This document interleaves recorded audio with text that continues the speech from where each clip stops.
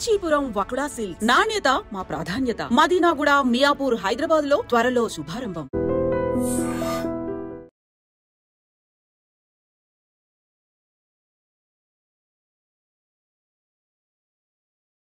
అన్నప్పుడు పరిచయం మీకు జైచాల్ ఏరియాలో. మరి ఇద్దరు పెళ్లి చేసుకుందామని ఎప్పుడు అనుకున్నారు? 2000 సంవత్సరంలో ఈమె వచ్చింది. 2000 సంవత్సరాలు వచ్చినప్పుడు ఈమె మల్యాల దళంలో ఈమె ఉంటుండే, జైచాల్ దళం నేను. మాకు ఏరియా కమిటీ సెక్రటరీ ఏమో గిరిరావు అని చెప్పేసి ఆలియస్ జనార్దన్, ఆయన కూడా ఆదిలాబాద్ ఎన్కౌంటర్లో చనిపోయాడు. ఆ టైంకి మేము ఎప్పుడు 2 దళాలు ఒక ఏరియా కమిటీ అన్నట్టు, ఇది అన్నదమ్ముల లెక్కనే ఉంటుంది. ఎప్పుడు ఈ అక్కడైనా మూమెంట్ చేయాలన్నా, అక్కడ చంపాల చేయాలన్నప్పుడు మేము అటుకోడు కానీ వాళ్ళు ఇటుకోడు కానీ ఇట్లా ఉంటుంది. ఆ టైంలో పరిచయం అయినాం. పరిచయం అయిన తర్వాత ఇక పెళ్లి చేసుకుందామని ఎవరు అనుకున్నారు? ఇక మేము ఇక పరిచయం ఉన్న టైంలో ఏంటంటే ఇక నన్ను గంగన్న అంటే ఎక్కువ మంది నా దగ్గరికి ప్రతి ఒక్కళ్ళు వద్దరు, ఏదైనా చెప్పాలన్నా చేయాలన్నా. జనార్దన్ ఏంటంటే మహిళలు అంటే ఆయన కొద్దిగా వీళ్ళను ఒక చిన్న చూసే ఆలోచన ఉంటుండే. పద్మక్కకున్న జనార్దన్కి వడకపోవు ఎప్పుడైనా కానీ. పద్మక్కనేమో అందరికీ కామ్రేడ్ మహిళలు ఒక అణచివేతను వాళ్ళు అసమానతలు ఎదుర్కొని వచ్చారు కాబట్టి వాళ్ళను ప్రియారిటీ ఇవ్వాలని చెప్పేసి పద్మక్క చెప్తుండే. ఆయన ఏంటంటే మీరు అందరూ సమానం అన్నప్పుడు ఈ బరువులు మోసక్కడ కూడా సమానం ఉండని చెప్పేసి వీళ్ళకి ఎక్కువ బరువులు ఎత్తుతుండే. మొగలు మోసినంత బరువు ఆడలు మోయలేరు కదా అన్న. అటువంటి దాని మీద ఆయన మీద కంప్లైంట్ పెడతారు. ఇక మళ్ళీ ఈ ఏరియా కమిటీ, ఇప్పుడు ఏరియా కమిటీలో మేము ముగ్గురం కమిటీ ఉంటుంది కాబట్టి ఏదన్నా మళ్ళీ నాకు గంగన్న నువ్వన్న అది అది సరిదిద్దాలా, ఇట్లా ఉంటే మంచిది కాదు అని చెప్పేసి నాకు పద్మక్క చెప్పేది. అట్లా కాకుండా పద్మక్క వాళ్ళు ఇప్పుడు రాష్ట్ర కమిటీ, జిల్లా కమిటీ మీటింగ్లోకి అయినప్పుడు కూడా కొన్ని పేపర్లు ఇచ్చిపోతుండే ఆమె సంతకం పెట్టి, మేము ఇక్కడ ఉన్నట్టు కల్పించాలంటే మీరు స్టేట్మెంట్ ఇవ్వండి, ఏదైనా సమస్య మీద అప్పుడప్పుడు స్పందించి స్టేట్మెంట్ ఇవ్వండి అని చెప్పేసి అడ్వాన్స్ సంతకాలు పెట్టి పోతుండే పేపర్లు ఇచ్చి. మేమే రాసి ఇస్తుంటే అంటే పద్మక్క ఏ ఏరియాలో ఉంది అనేది పోలీసులకు కల్పించేటట్టు అట్లా స్వేచ్ఛ ఉంటుండే, అంత స్వేచ్ఛ ఉంటుండే. అందుకే నేను తక్కువ టైంలో నేను పోయిన 96 సంవత్సరం 2003 వరకల్లా ఏరియా కమిటీ సెక్రటరీ పనిచేసి ఇంకా ఉంటే జిల్లా కమిటీ కూడా తీసుకుందామనే చర్చ ఉండే. అంటే అంతే మీరు అనుకున్నారా, అక్క అనుకుందా? ఇక అంటే ఆమె తెలియక ప్రతి ఒక్కరికి నా దగ్గరికి వస్తుండే. వచ్చినప్పుడు ఇక మాట్లాడుతుంటే ఇక అప్పటికి వేరే ఇంకో శ్రీను అని చెప్పేసి వాళ్ళు పెళ్లి చేసుకున్నారు. ఇట్లా కొన్ని ప్రపోజల్స్ వచ్చినాయి. ప్రపోజల్స్ వచ్చినప్పుడు ఇక మేము కూడా అట్లా మరి పెళ్లి చేసుకున్న ఆలోచనకు మేము వచ్చినాం అన్నట్టు. అంటే ఇక మేము ఇద్దరం అనుకున్నాం. పార్టీకి చెప్పారా? ఇద్దరు ఇష్టం అయినాక పార్టీకి చెప్పినాం. పార్టీకి చెప్తే 6 నెలల టైం ఇచ్చిళ్ళు. 6 నెలల తర్వాత పద్మక్క గాడ్స్ ఉన్నాయి కానీ పద్మక్క గన్మెన్ ఉంటున్నాం. పద్మక్క సమక్షంలో పెళ్ళిందా? పెళ్ళైన తర్వాత మళ్ళీ మీరు అందరూ విడిపోయారా? పెళ్ళైన తర్వాత ఈమె ఇక నేను ఆర్గనైజేషన్ రీత్యా నాకు ప్రమోషన్ వచ్చింది. నేను 2 దళాల కమాండర్గా నిజామాబాద్ అయినా కాబట్టి ఈమెను కూడా మళ్ళీ ఇక్కడ ఉంటే ఎట్లా మరి అని చెప్పేసి ఈమెను కామారెడ్డి దళంలో ప్రమోషన్ ఇచ్చి కామారెడ్డి ఎల్జేఎస్ దళంలో ఈమె డిప్యూటీ కమాండర్గా ఈమెను ప్రమోట్ చేసి పంపించారు అన్నట్టు. రామారెడ్డి మండలంలో ఒక ఆయన ఉండేవారమ్మా, మాజీ నక్సలైట్, అప్పుడు అనాలా? ఆయన పేరు చెప్పండి ఒకసారి. ఆయన పేరు కూడా రామారెడ్డి అనుకుంటా. మాచారెడ్డి మండలం కావచ్చు, రామారెడ్డి మండలం కాదు. రామారెడ్డి పెద్ద మేజర్ విలేజ్ అది. అక్కడ పోలీస్ అవుట్ పోస్ట్ అయితే వేల్చింది గుర్తున్నది. ఇంకా చాలా జరిగాయి కదా మీరు, కామారెడ్డి, గంభీరాపేట, సిరిసిల్ల రోడ్లు జరిగింది. ఇక్కడ పాకాల దగ్గర కూడా ఇప్పుడు మనకు ఒకసారి మధ్యమాల ఎన్కౌంటర్ లో కూడా మేము ఉన్నాం. మధ్యమాల ఎన్కౌంటర్ వాస్తవంగా అప్పుడు ప్రసాద్ అన్న ఉన్నాడు, చంద్రరాజమౌళి ఆలియస్ ప్రసాద్ అన్న. తర్వాత చిట్టిరాజు పాపయ్య అని చెప్పేసి రాజమౌళి అన్న అక్కడ ధర్మవరంలో చనిపోయారు కదా, అక్కడ చనిపోయింది. ఇక్కడ ఈ ఎన్కౌంటర్ లో ఉండే, అప్పుడు మధ్యమాల ఎన్కౌంటర్ లో ఉండే పసులేటి రామరెడ్డి, తర్వాత చంద్రరాజమౌళి ఉండే, తర్వాత చిట్టిరాజు పాపయ్య అని చెప్పేసి ఏది టేకుమట్ల వరంగల్ జిల్లా సోమన్న పేరుతో పనిచేసాడు. ఆయన కూడా స్టేట్ కమిటీ సభ్యుడు. రాజమౌళి ఇక్కడ తప్పించుకున్నాడు. అక్కడ చనిపోయారు. అక్కడ ఆరోగ్యం బాగాలేక బయటకు పోతే ట్రైన్ లో వెళ్తుంటే స్టేషన్ లో చంపారు. అదే ఆ వరకు పద్మక్క కూడా చనిపోయింది. పద్మక్క చనిపోయిన తర్వాత పద్మక్క భర్తనే కదా చంద్రరాజమౌళి, పద్మక్క వాళ్ళ భర్త.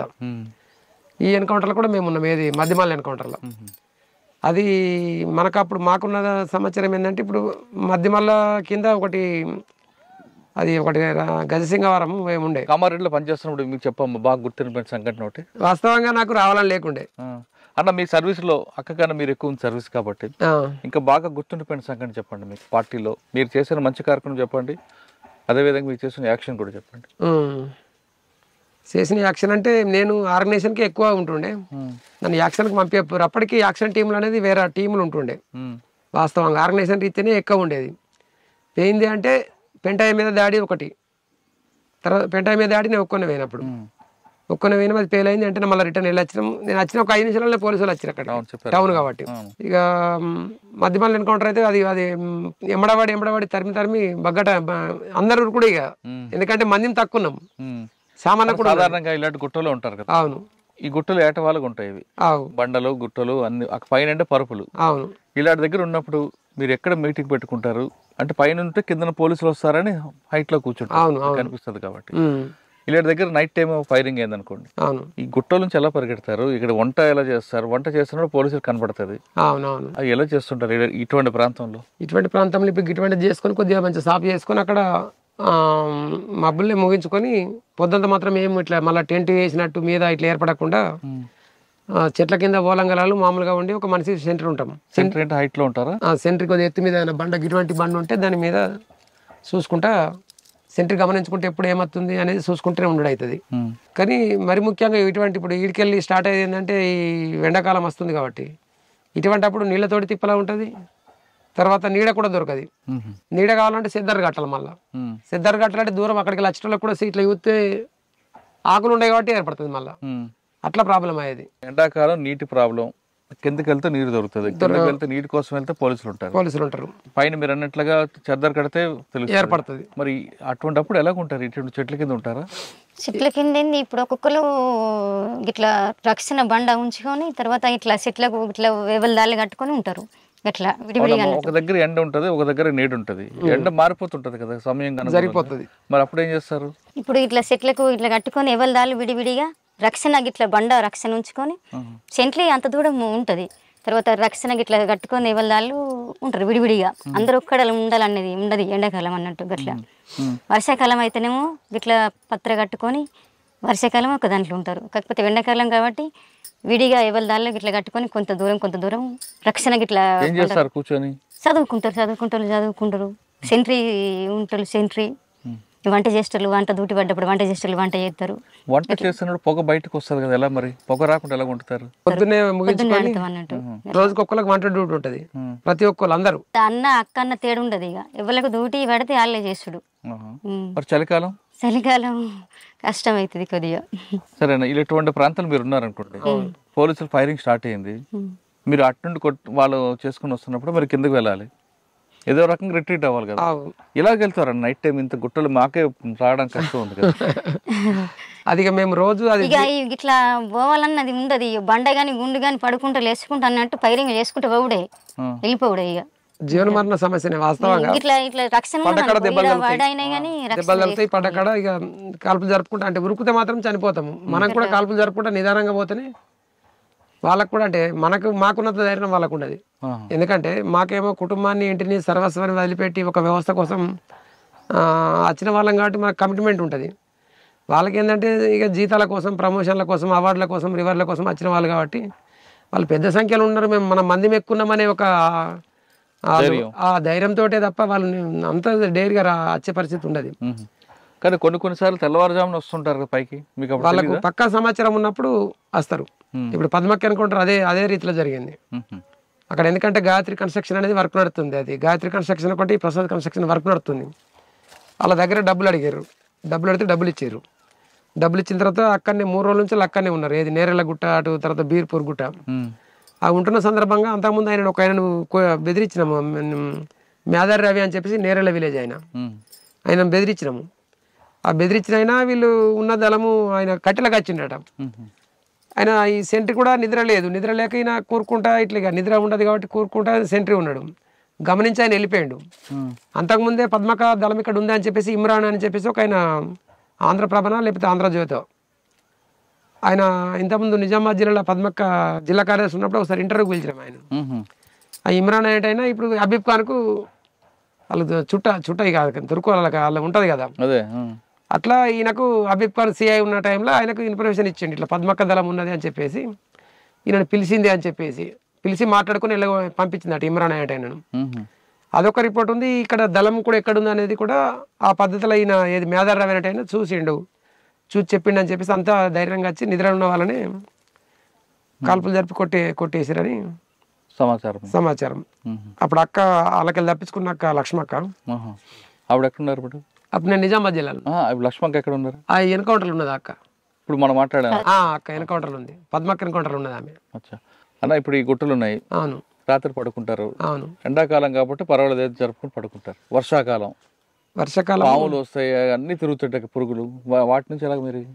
వర్షాకాలం ఏంటంటే మేము బాగా వర్షం కొట్టిందంటే టెంట్ వేసుకుంటారు అన్నట్టు. టెంట్ వేసుకుంటే టెంట్లో వండుకుంటారు. ఇదంతా సాఫ్ చేసి టెంట్ ఎత్తారు. టెంట్ ఎత్తి టెంట్లో పాములు వస్తాయి కదమ్మా. పాములు ఏం రావు. అవి పాములు వచ్చిన సందర్భంగా అంటే మనకు నిజంగా పాములు కుట్టి చనిపోయిన వాళ్ళంటే సంతోష్. ఇప్పుడు ఆ పాట కూడా నాకు నోటి కొంత వస్తుంది. నిజామాబాద్ జిల్లా సంతోషం. తూర్పు కనుమల మబ్బులు కమ్మే యాడున్నాడమ్మ సక్కని వీరుడు సంతోష్ అని చెప్పేసి ఆయన మీద ఆ పాము కుట్టి చనిపోయాడు ఆయన. జిల్లా కమిటీ సభ్యుడు కావచ్చు ఆయన. నేను మీ ఇద్దరు తర్వాత ఎప్పుడు వచ్చారు బయటికి, ఎందుకు వచ్చారు? 2003 ఏప్రిల్ 25 తారీఖు నాడు మేము వచ్చింది. 2003 ఒక 3 నెలలు ఏప్రిల్ 25 తారీఖు నాడు లొంగిపోయినాం వాస్తవంగా అధికారికంగా. కానీ మేము వెళ్ళింది జనవరి ఎండింగ్ ఫిబ్రవరి మధ్యలో వచ్చినాం. ఫిబ్రవరి మధ్యన వచ్చి పార్టీ చెప్పే ప్రకారంగా, ఎందుకంటే ఒక 3 నెలలు మనం వాళ్ళు మార్చుకోవడానికి వాళ్ళ డెన్నులు కానీ వాళ్ళ ఏమన్నా వస్తువులు కానీ తర్వాత మన పాత పరిచయాలు కానీ అవన్నీ మర్చిపోవడానికి కూడా టైం కావాలి. కాబట్టి అట్లా 3 నెలలు కరీంనగర్లో ఉన్నాం మేము. అక్కడ బొమ్మకల దగ్గర కరీంనగర్లో ఐస్ ఫ్యాక్టరీలో పని చేసుకుంటున్నాం. కూలీలు లెక్క ఉండి ఆడికి వెళ్ళి ఎస్పీ ఆర్ఎస్ ప్రవీణ్ కుమార్ సార్కు ఇక్కడ బక్కాయి అని వెటర్నరీ డాక్టర్ ఉంటాడు. తర్వాత మా ఊరు సర్పంచ్ ఆర్ భూమన్ అని చెప్పేసి ఆయన కూడా వీళ్ళు క్లాస్మేట్లు అట వాళ్ళకు ఆర్ఎస్ ప్రవీణ్ కుమార్ సార్కు. వాళ్ళ ద్వారా సమాచారం పంపించి ఇట్లా లొంగిపోతామంటారు అంటే సరే రమ్మని చెప్పేసి మాట తీసుకొని అట్లా ఆ విధంగా మేము ఏప్రిల్ 25 తారీఖు నాడు లొంగిపోయినాం అధికారికంగా. కానీ మేము వచ్చింది మాత్రం జనవరి ఎండింగా లేదా ఫిబ్రవరి మధ్యన అట్లా వచ్చినాం. అంటే ప్రవీణ్ కుమార్ సార్ దగ్గర లొంగిపోయారు మీరు? ప్రవీణ్ కుమార్ సార్ దగ్గర లొంగిపోయినాం. అప్పుడు ప్రభుత్వం ఇవ్వాల్సిన అన్ని ఇచ్చింది పథకాలన్నీ కూడా? ప్రభుత్వం ఇచ్చిన పథకాలు నా మీద 2 లక్షల రివార్డు ఉండే. ఈమె మీద రివార్డు అప్పటికి ఏం ప్రకటించలేరు. అంటే వాస్తవంగా దళ సభ్యుల మీద చాలా మందికి ప్రకటించలేరు. ఊళ్ళో కొద్దిగా గుర్తింపు పొందిన వాళ్ళు, కొద్దిగా యాక్టివ్ ఉన్న వాళ్ళు, ఇటువంటి నాకు 2 లక్షలు వచ్చింది. కానీ అసలు ఆ 2 లక్షల కోసం నేను ఆలోచించలే. 2 లక్షల కోసం నేను ఎప్పుడు ఆ పోలీస్ కార్యాలయం చుట్టూ ఎప్పుడు కూడా తిరగలే. అది ఎప్పుడో వచ్చి ఉన్నది. ఇక అందరు ప్రతి ఒక్కరు ఇట్లా నీకు ఏమైనా నీకు రివార్డు వచ్చిందని ఇట్లా అడిగితే అసలు నాకు రాలేదు అని అంటే ఇక్కడ లోకల్ పోలీసులు పిలుచుకొని ఒకసారి పోయిరా కదా ఎస్పీ దగ్గర కొమ్మంటే నేనేమని పోవాలా, ఎందుకు నేను పోవాలని నేను ఇట్లా అన్నాను. లేదు కలిసిరా ప్రవీణ్ కుమార్ సార్ మంచోడు, కలిసిరా నీకు రివార్డు వస్తుంది అంటే అత్తే మీరు అది చూద్దామా, నాకు అట్లా రివార్డు తీసుకోవాలా లేకపోతే పైసల కోసమనే ఉద్దేశం లేకుండే. ఇక సరే మరి అందరూ అంటారు కదా పోదాము మనకు కూడా ఇబ్బంది ఏముంది అని చెప్పేసి వచ్చినాక కంట్రోల్ పోయింది ఉండే పరిస్థితి ఉంటుండే. పోయినాం. పోతే ఆయన అప్పుడు ఓఎస్డి మధుసూదన్ రెడ్డి ఉండే. అప్పుడు దీనికే వింగుంటుండే కాబట్టి మనం ఎస్పీని కలవడం కోసం కాదు, ఆయన దగ్గరికి పోతే ఆయన ఓఎస్డికి రాసాడు. మధుసూదన్ రెడ్డి దగ్గరికి అయిన తర్వాత ఆయన ఎస్పీ గారిని కలమని మళ్ళీ ఆయన ఎస్పీ గారు కలమన్నాడు. ఇక ఎస్పీ గారి దగ్గరికి పోయిన తర్వాత ఆయన సరే నేను చెక్ చేస్తాను అని చెప్పేసి అందరూ లైన్ పట్టారు. అక్కడ ఏది సమస్యలు ఉన్న వాళ్ళందరూ ఎస్పీ గారిని కలవడం కోసం లైన్ పట్టారు. లైన్ పట్టిన తర్వాత సరే ఒక దరఖాస్తు అయితే ఇద్దామని దరఖాస్తు ఇచ్చిన నేను. దరఖాస్తు ఇచ్చి బయటకు వచ్చిన తర్వాత మళ్ళీ ఒక కానిస్టేబుల్ పంపించి ఆయన రమ్మనని ఆయన ఇటు గేట్ దాడుతున్నా మళ్ళీ నన్ను పిలుచుకపోయారు. పిలుచుకపోయిన తర్వాత చెక్ ఇచ్చారు.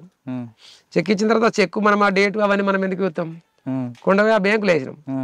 బ్యాంకులో అయితే అది 1 year అయిపోయింది. అప్పటికి చెక్ వచ్చి 1 year అయిపోయింది, అది వాలిడేట్ అయిపోయింది. ఆ చెక్ చెల్లుబాటు కాదు ఇదని మళ్ళీ బ్యాంకు వాళ్ళు తిరిగి పంపించారు. పంపించిన తర్వాత ఇట్లా చెల్లదట అని చెప్పేసి అన్న తర్వాత మళ్ళా ఓఎస్డి ఒక లెటర్ రాసి అది ప్రధాన కార్యాలయం హైదరాబాద్ పోవాలి మీరు అని చెప్పేసి ఒక కానిస్టేబుల్ ఇచ్చి మళ్ళీ నాకు మళ్ళీ కవర్ పంపి నన్ను తీసుకుపోయారు ప్రధాన కార్యాలయం. అక్కడ హైదరాబాద్ పోయినాక మళ్ళీ ఆయన దాన్ని చెక్ మీద మళ్ళీ దాన్ని రెన్యువల్ చేసినట్టు అది ఏందో కానీ మళ్ళీ దాన్ని చెక్ పాస్ అయ్యేటట్టు చేసారు. చేసిన తర్వాత తీసుకొచ్చి చేసిన తర్వాత అప్పుడు మళ్ళీ అది మనకు జమ అయినాయి అన్నట్టు 2 లక్షల రూపాయలు. 2 లక్షలు కానీ భూమి అది ఇవ్వలేదా? భూమి దాని మీద జీవో లేదు వాస్తవంగా. అంటే నిజంగా సరెండర్ పాలసీ ఉంది కదా అప్పుడు? సరెండర్ పాలసీ అన్నారు కానీ ఇప్పుడు వ్యక్తిగతంగా పోయి కలిసి కొద్దిగా పైరవి చేసుకొని రాజకీయ పలుకుబడి ఉన్న వాళ్ళకు ఇచ్చి ఉన్నారేమో కానీ నిజంగా దాని మీద అంటే వీళ్ళకు నిజంగానే పిలిచి ఇవ్వాలని లేకపోతే వాళ్ళే చూపించి ఇవ్వాలని చెప్పేసి ఎప్పుడు కూడా అట్లా. మీకు రాలేదా? రాలేదు. 5,000 రూపాయలు ఇచ్చారు.